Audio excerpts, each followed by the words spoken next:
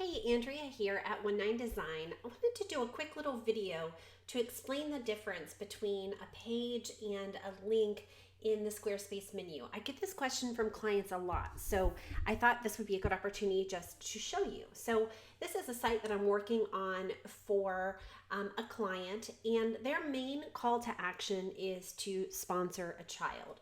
And so you can see up here in the top navigation menu that we have the sponsor a child link.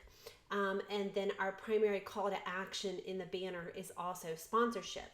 But at the bottom of their homepage, they also want to put the sponsor link in the footer.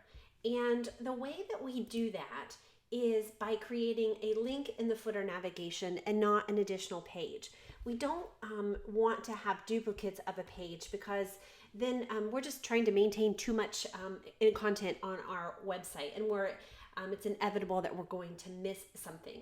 So what I've done is I have my primary page is the sponsor a child page, and that is an actual page on the website, and it's here in the secondary navigation menu.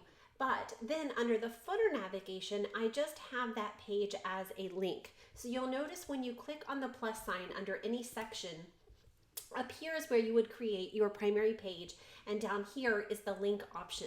So to create a link, you just simply click on the link.